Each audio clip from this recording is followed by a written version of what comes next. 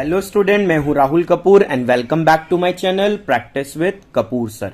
Yes, practice makes a man perfect, and this is always we are remembering in every video that only the way to be perfect is practice. Yes, students, we have started one by one all the important topics of our book called Indian Economy Development Class 12. और उस book में जितने भी chapters हैं उनको one by one हमें सीखना है ताकि हम आने वाले एग्जाम्स तक बहुत बेहतर प्रैक्टिस कर पाएं सभी चैप्टर्स की. इसी सीरीज में हमने लास्ट वीडियो में फर्स्ट चैप्टर का first topic that means Indian economy on the eve of independence chapter का फीचर्स वाला टॉपिक सीखा. अगर आपने अभी तक फीचर्स नहीं जाके पढ़े तो जाके फीचर्स जल्दी से पढ़ लो, डिस्क्रिप्शन में उस वीडियो का लिंक दे रखा है. अब उसी बात को आगे बढ़ाते हुए इस वीडियो में हम लोग क्या सीखने वाले हैं कि फीचर्स जब हम सीख रहे हैं, जब हम देख रहे हैं at the time of independence what was the features of Indian economy. So वहां पे हमने देखा the backward economy, stagnant economy and productivity was very low, agriculture was very bad. yes, agriculture was very bad and agriculture was the most biggest sector of that time. उस time का सबसे बड़ा sector है, मगर उस sector की क्या state थी, कैसा था एग्रीकल्चर का कंडीशन, आज के वीडियो में यही स्टार्ट होने वाला है. So let's start state of agriculture at the time of independence. दो तीन बातों को ध्यान दीजिए. सबसे पहले हम लोग ऑलरेडी उस वीडियो में पढ़ चुके हैं कि Indian economy eight the time of independence was agriculture dominance economy. मतलब मेन जो एक्टिविटी थी वो कौन थी, agriculture. Because about 72% people were engaged in agriculture. 72% लोग थे एग्रीकल्चर में, मगर जीडीपी में 50% कॉन्ट्रीब्यूट करते. तो इसका मतलब agriculture was not good enough. Agriculture was not good enough at all. Agriculture sector was backward sector. So उसी को हम आज अपने 4 हेड्स के थ्रू गेन करेंगे. हम 4 हेड्स के थ्रू ऑब्जर्व करेंगे और एग्जामिनर को अगर वो पूछेगा तो बता देंगे कि what was the condition and state of agriculture at the time of independence. So the first head about the state of agriculture is on our screen, low production and productivity. That means both the production and the productivity. Sir, are they both are different? क्या ये दोनों different है? Yes, production and productivity are different. Production is what? Total quantity. आपने क्या quantity बनाई, that's called production. And productivity किस rate पे बनाई, रेट ऑफ प्रोडक्शन. तो बोथ आर डिफरेंट स्टूडेंट्स, दोनों अलग है. तो eight the time of independence agriculture का प्रोडक्शन भी लो था, प्रोडक्टिविटी भी लो थी. Why? Because Indian agriculture was actually depending on the factor of nature. Nature पे ज्यादा डिपेंड था. मीन्स ब्रिटिश गवर्नमेंट ने कभी भी एग्रीकल्चर को प्रमोट करने के लिए कभी ऐसे कोई एफर्ट्स ही नहीं करे जिससे एग्रीकल्चर बेटर हो पाता. मींस ना ही इरिगेशन की फैसिलिटीज थी, ना ही बेटर सीड्स थे, ना ही जो टिलर थे, जो फार्मर्स थे, उनके पास कोई सरप्लस अमाउंट था अपने लैंड को रिफॉर्म करने के लिए. तो ये सब बातें मिक्स हो रही थी कि ना ही सिंचाई, इरिगेशन की फैसिलिटीज हैं, ना ही सरप्लस अमाउंट है कि लैंड को रिफॉर्म कर पाए, ना ही सीड्स अच्छे हैं. तो फिर कैसे एग्रीकल्चर क्या करेगा, क्वांटिटी देगा और प्रोडक्टिविटी देगा. तो ना रेट ऑफ प्रोडक्शन बढ़िया था, ना ही टोटल क्वांटिटी बढ़िया थी. ये क्यों था? Because it was just because of the negligence towards the land development. British government ने, जो ब्रिटिश गवर्नमेंट था उसने लैंड डेवलपमेंट को नेग्लेक्ट कर रखा था. लैंड के डेवलपमेंट के लिए कुछ नहीं करते थे, कोई इंसेंटिव्स नहीं देते थे. क्या नहीं देते थे बच्चों? कोई इंसेंटिव्स नहीं देते थे. टिलर ऑफ सॉइल, टिलर मतलब भूमि को जोतने वाला, मतलब किसान, उसको कोई इंसेंटिव नहीं मिलता था. और ये सब बातें क्या कर रही थी, प्रोडक्शन और प्रोडक्टिविटी दोनों की कम कर रही थी. अब क्योंकि हमने पढ़ा कि भाई आप थ्योरेटिकल बहुत कुछ बोलते रहोगे मगर बात नहीं बनेगी जब तक नहीं क्या बनेगी, जब तक आप अपना कुछ क्या नहीं करोगे, सपोर्ट में कुछ फिगर नहीं दोगे. तो हम क्या देखते हैं, प्रोडक्टिविटी किलोग्राम पर हेक्टर. एक हेक्टर कितना प्रोड्यूस करता है, 47 में और 19 और 20 में. प्रोडक्शन कितना हुआ, हमने एक टेबल में बताया कि वीट 1947 में 660, वही बढ़ के प्रोडक्टिविटी 3421 मतलब कि 5 टाइम्स बढ़ गई। राइस 665 से 2007 मतलब कि ये भी कहीं ना कहीं हमारा 5 टाइम बढ़ा।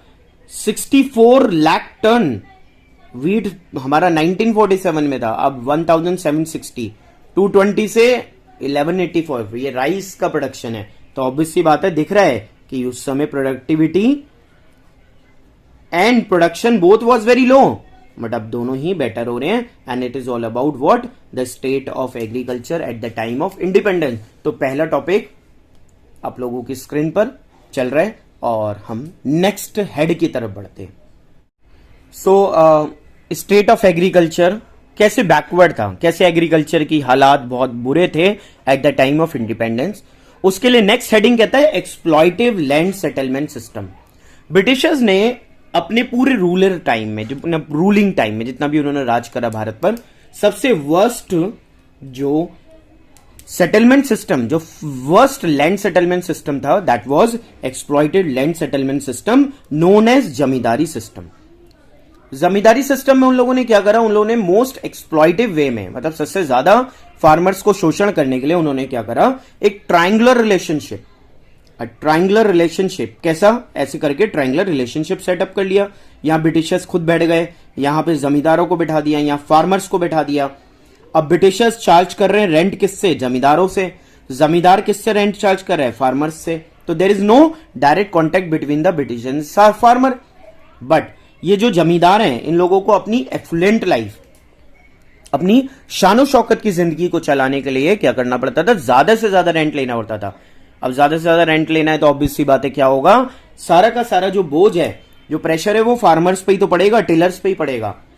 तो सपोज करो ब्रिटिशर्स ने 100 रुपीज क्या करे, चार्ज करे, तो ये इनसे 100 के 4 टाइम, 4 गुना 4 टाइम 400 चार्ज करेंगे, ताकि 100 ब्रिटिशर्स को चले जाएं और 300 अपनी जेब में, ताकि वो शानो शौकत की एफ्लुएंट लाइफ क्या हो सके, जी सकें, पास देयर एफ्लुएंट लाइफ, अपनी लाइफ को बनाए रखें, जमींदार कहलाएं, जमींदारों की तरह शानो शौकत दिखाएं। और किसके पैसे पे, फार्मर्स। तो this is all exploited land settlement. सारा बोझ बच्चों किस पे पड़ रहा था, सारा का सारा प्रेशर तो एग्रीकल्चर पे ही था। क्यों, क्योंकि फार्मर्स वर मोस्ट निग्लेक्टेड। वो एक सिंगल पेनी, सब इस नोट्स में लिखा हुआ है, सिंगल पेनी भी जो है फार्मर एग्रीकल्चर की कंडीशन के लिए नहीं छोड़ते थे। So that means they were exploiting the agriculture by exploitive land settlement system. Next is forced commercialization. अब हुआ क्या, ब्रिटिशर्स ने फार्मर्स को फोर्स करा कमर्शलाइज एग्रीकल्चर के लिए। क्यों, क्योंकि उससे पहले जो फार्मर्स थे, दे वर डिपेंडिंग ऑन सबसिस्टेंस फार्मिंग। अब क्या होता है सबसिस्टेंस फार्मिंग, सबसिस्टेंस फार्मिंग का मतलब है कि ओन कंजप्शन।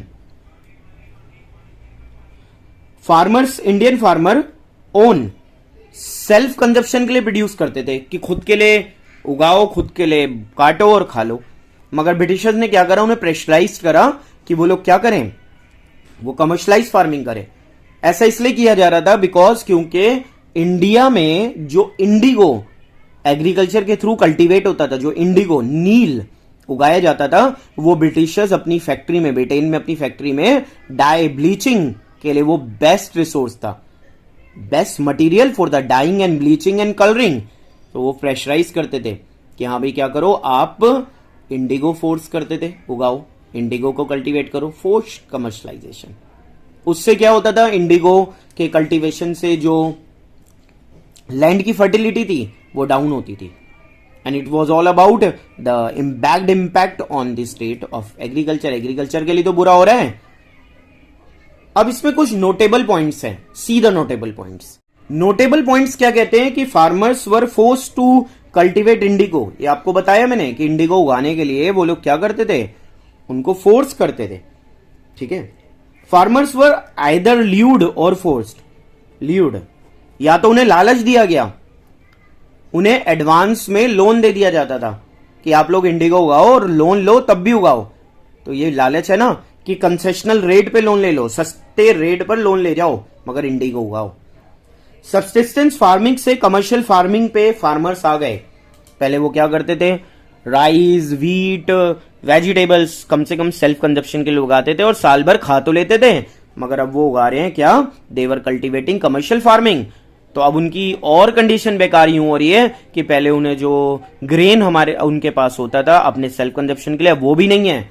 तो क्या करें, दे हैव टू स्टार्व, उनको भूखे मरना पड़ता है। तो starvation was the condition just because force commercialisation. Fourth point, small and fragmented holding. Small word तो बच्चों हमेशा सुना, बट फ्रेगमेंटेड का मतलब होता है स्कैटर्ड हेयर एंड देयर। अब मान लो एक फार्मर है, उसके पास एक होल्डिंग यहां है, एक होल्डिंग यहां, एक होल्डिंग यहां है, तो क्या पॉसिबल है उसको विद इन अ डे यहां यहां सब जाना? नहीं। तो ऐसी होल्डिंग्स थी फार्मर के पास, scattered fragmented holding, and it was a big reason for the low agricultural production and productivity. दोनों कम था। क्यों? क्योंकि लैंड के जो डिफरेंट डिफरेंट पीसेज हैं उन पे ना ही वो इफिशिएंटली काम कर सकता था और ना ही वहां पे यील्डिंग बेटर हो सकती थी। So what you have observed, this is all about what the topic state of agriculture at the time of independence. So आज आप लोगों ने स्मॉल वीडियो में state of agriculture at the time of independence पढ़ा। कहां से पढ़ा? अपने Indian economy on the eve of independence, first chapter of the book Indian economy development. और ऐसे ही आने वाली वीडियोस में आप लोगों के एक एक करके सारे टॉपिक क्या हो जाएंगे, प्रिपेयर हो जाएंगे। एग्जाम्स में जाने से पहले बस वीडियो देखो, वीडियो के एंड में जो नोट्स की फोटोज अटैच है उन्हें लो और अपनी तैयारी करो। बेस्ट ऑफ लक, पढ़ते रहिए, take care of yourself. Closing the video, if you feel that videos are really helping to you, subscribe the channel, like the videos, take care, goodbye.